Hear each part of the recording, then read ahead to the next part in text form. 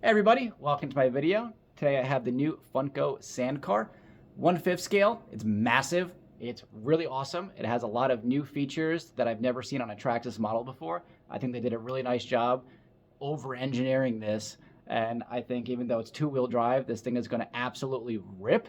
And it's got disc brakes. That's awesome. I'm really excited to show you. So let's dive right into it. So things I didn't have on my bingo card for Traxxas for 2025. No idea that this was coming out. This is not as predictable as some of their other models. They didn't have a drift car, so it made sense they came out with a drift car. It made sense that they did something else with the Max and made it a different scale, but yeah, didn't see this coming. I didn't do an unboxing on this because there's the box for it. The car barely fits on my workbench here. There was no way I was taking it out of the box and being able to film that here without like doing it on the floor. But this car does not come fully assembled. It's RTR, but there's some stuff you have to do to put this together. It took about an hour to completely put this whole car together. Granted, you could probably do it faster than that, but if you're just kind of perusing through the directions and just putting it together, I would expect about an hour. What you have to install when you buy this is the wheels and tires do not come on the car, just like the x-maxx and XRT. Those just bolt on with your little 17 millimeter hex nut, and they give you the driver for it as well. The rear ones were a little tough to get on. They're very, very tight over the hex. It's a very close, machining or molding. So it took some force to kind of wiggle them on and then tighten the nuts down. But that's probably good because you're not going to be stripping out hexes. The whip plates come in a separate pack that you have to put on. So the roof plate on here is only held on with these two screws when you open the box. So you remove these two screws, the roof plate comes off, and then you install the whip lights, which I'm not going to show putting on because there's a QR code on the instructions that you can just scan, and they give you a video on how to actually put these on here. And I think Traxxas will make a video better than I will. The whip lights are really cool. I can't wait to turn them on and show you. But the roof skin, comes with these two bolts in here. You take them out, roof plate comes off. Either you can just take the pack with these and put the bolts in if you don't want to use them, or you have to install them and then put the roof plate back on. Also, the wheelie bar back here is not installed when you open the box, and to install the wheelie bar, the clipless has to come off, the little bracket back here, which you'll see in a second, and the motor has to come out. So you have to remove those, the wheelie bar gets bolted down from the top, and then you have to reinstall those parts. So it did take a few minutes. Now also that I've done one, I could probably do the second one much quicker, but there is a little bit of assembly before you can just get out there and rip. Yeah, so besides that, car looks really, really cool. Aesthetics, Traxxas, they do a great job with this stuff. It's everything they come out with looks amazing. On this new model, the body is clipless just like all the other ones. We have all the scale details. You have little drivers in here. They have a little shifter and gauges and all that kind of stuff. It looks really cool. The shocks have a reservoir. The arms are plastic, but they are they're chrome plated. They do have an option for metal front control arms in the catalog. I'm sure they're probably not out yet, but they are an option for the future. The motor is super scale. It's bolted to the chassis, but you can see it through the body. The supercharger here actually has like the Whipple logo on it. So these are like licensed components on here. So that's going to look really cool. In the back, you can't really see it too much with the body, but there's belts, and you have like your muffler that sticks out right here. It'd be cooler if this, I think, was silver, but it's cool that it's there. We have the chrome arms in the back as well. So as far as looks, this thing is so cool. I was not expecting this to be something that was going to be released. It's something I didn't know I wanted until they announced it. And this is like way cooler in person than it was in photos. Also note, as far as aesthetics, these bead locks, these are glued to the rim. The bead lock is just for show. There's 3 bolts on the back. You can take these off and change them. So if you wanted to change the color of this, you can just get these bead lock pieces and accessorize and two-tone it. If you do want to change the body in the future, these things are like $200 for the replacement body, which is a lot, but it comes complete. It's basically the cage, the guys, the panels, the wing, everything up here. So you can definitely change the color of all this stuff without having to buy a complete set of wheels and tires in the future.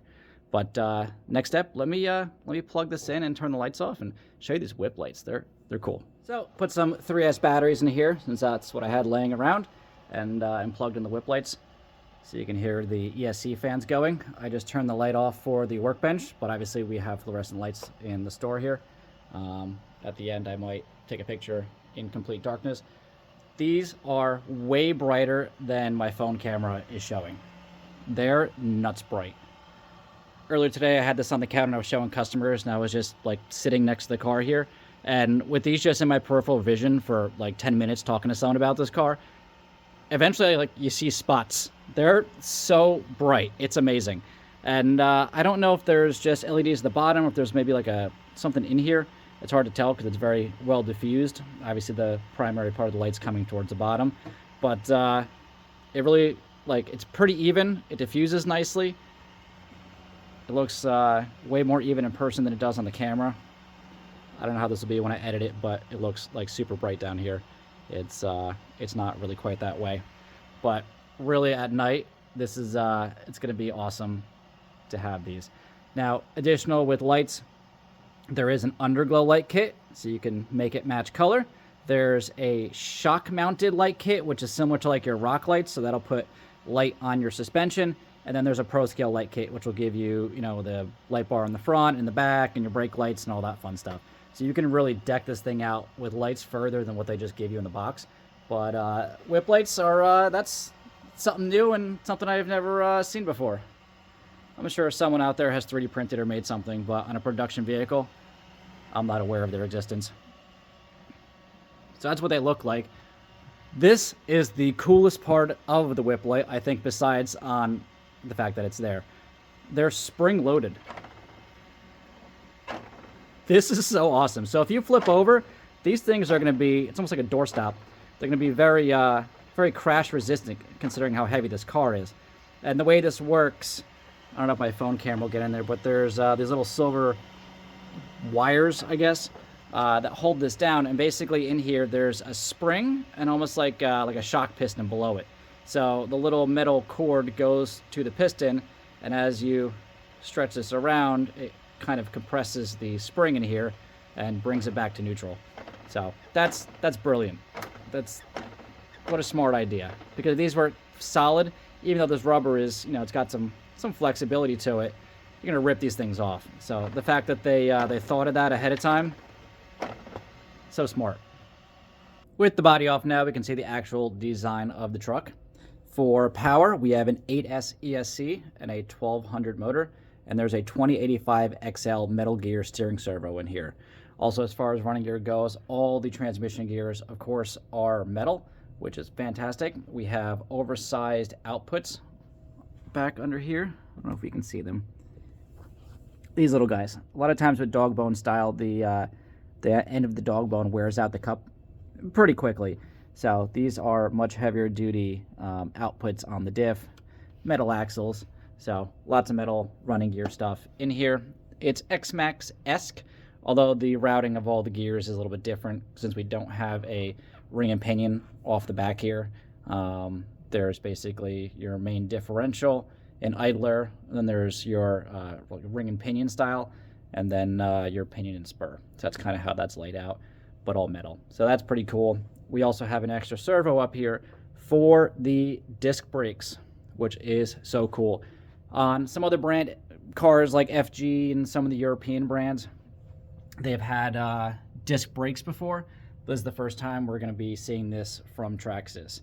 Now, with a car this heavy and big, being two-wheel drive, you know, like back in the day, monster buggy, if you want to go back that far, anytime you hit the brakes, you would like just get the back wheels would lock up, which is kind of fun if you want to go drifting, I guess. But if you actually want to stop all this weight, brakes in the front are definitely a must. So we have a actual metal disc back here with the brake calipers, which you can see back over here. We have lines that come up similar to the locking differentials in the TRX4s, and that comes up to this unit. So this works very similar to how a mechanical e-brake would work on an actual car. We have a servo in here that's going to pull on the shaft. It's spring loaded, so it has a little bit of forgiveness, kind of like a servo saver. And then back here, these two lines actually can pivot a little bit. so that it's going to evenly distribute the load to both calipers. I'm not sure really why they wouldn't pull exactly, but I guess maybe if they're out of adjustment, or if there's dirt in one, or one is worn a little farther than the other, this will kind of automatically compensate for it. On a real car, that's important. On an RC, I'm not sure how much play you need out of this, but it's a really cool thing to have to make sure that everything stays even. We have these chrome plated control arms up here. These are going to be the same more crash resistant plastic, cold weather plastic. There's a bunch of different names for it, but with the plating on it. There is an aluminum optional set for these, which would look really cool, but running this, I would personally prefer the plastic for flexibility. When you have an arm like this that's in metal, it tends to be like a giant pry bar, and then you're gonna usually break more stuff on the inside. But the brake caliper setup on this is really cool, and although I haven't looked at the radio setup on this as far as the your Bluetooth module and programming and stuff, I'm sure with the adjustability in here and adjusting radio stuff, you could probably get less or more front brake to change your bias. So if you wanted to drift, you could probably either deactivate it or bring this nut all the way back out to make the front a bit softer. So that's kind of cool that it has adjustability in there. The belt cranks and everything else in the steering look very x-maxx-esque. I'm not sure if it's the same part number or not. I'm sure it's new, but same kind of style. Up here, same style steering links. They are plastic. I know a lot of people, like myself, do like the adjustable ones with the plastic ends because you can adjust your toe and camber. But on a car that's this big and that you're going to be bashing and crashing into stuff, these are usually pretty flexible. So that's also going to kind of act like a servo saver. Moving farther back, we have the same style battery trays as the x-maxx and XRT, and your rear shock towers here are very x-maxx XRT-esque. I don't know if the part number for the rear arms is exactly the same as the x-maxx, but if they are, you might be able to put these on an x-maxx and have chrome plated arms. That'd be cool. Have not looked at the manual for comparing part numbers though. In the back here, we do have this fake motor, which is scaled to a V8. We have all the pulleys and whatnot under here. So it's actually got like belt routing, even has like the supercharger pulley. So that's really cool. Like I mentioned earlier, we have licensed air filters. We have the Whipple supercharger up here. And then Traxxas also offers the motor parts in some different colors so you can accessorize and kind of make it cool. The wheelie bar here, you might be able to see a little better. There's 2 screws up under here, and the other 2 screws are down underneath. So that's why you have to remove the engine. It's kind of funny saying an engine on an electric car, but you have to remove the engine and the clipless over here to be able to get down to the wheelie bar. It would have been definitely more convenient to bolt it from the bottom, but I understand why they did this. Everything's smooth on the bottom here and everything's protected, but it's just an extra step when you decide to go and put this on, that all this stuff has to come off. With the antennas and the whip lights, this part of the wiring harness is already installed on the chassis, so you just plug this under the body to the whip lights that come through. So you have that line coming out, you have your power module. Now the whip lights also, I'll note, is completely separate from all the other light kits. So when you go and you install the Pro Scale light kit or Underglow or whatever it may be, it's not going to have anything to do with this this light kit. This plugs directly into the receiver. Also, this body is quite heavy. There's a lot of cage in here. You can also see the clipless in the back here and your clipless up under the chassis. So that's pretty cool.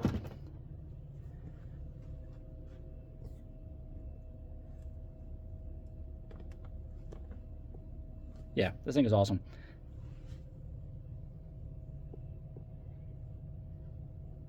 I just want to take a tire off next so I can actually show you the brake caliper system. We just want to get a couple oversight shots of the chassis here.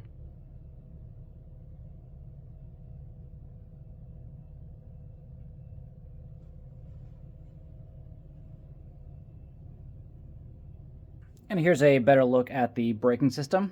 So the rotor is a real metal rotor, which is drilled and slotted, so it looks like a real performance disc brake. And then the caliper setup in here, we have the cables that come down, which have these like mini P clamps to hold it to the arm and keep it nice and tidy, so it's not gonna get hung up on anything. This cable comes into the caliper up in this area, and then there's this piece right here, this little metal piece. It's going to pull on this little metal lever, which then will push into the middle of the brake pad here. Then when the brake caliper line gets pulled back, these are spring loaded right up here, which is going to push the pads back apart so they're not going to drag. So it's really kind of a cool little design. I'm sure it's very similar to the FG and some of the other 5th scale cars, but for a Traxxas design, this is really nice, and I like that it has the springs that actually push the pads. That's kind of a cool little feature to keep them from hanging up. Obviously, those lines go back over to this setup here. But nice little design, very tidy. I'm sure it's going to lock up these front tires perfectly fine. Just trying to get some more view of all the suspension and stuff back here.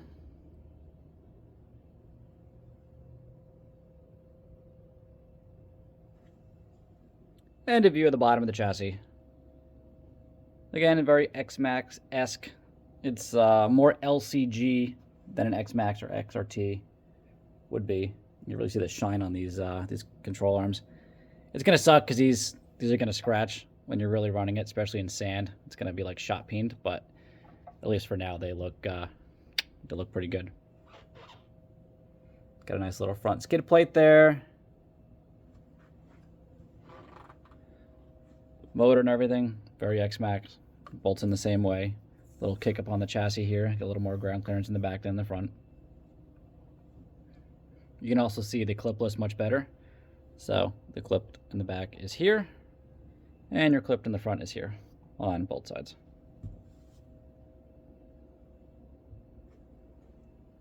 I do also want to mention that it does have belted sand tires on it. So these are legit. They're very, very stiff.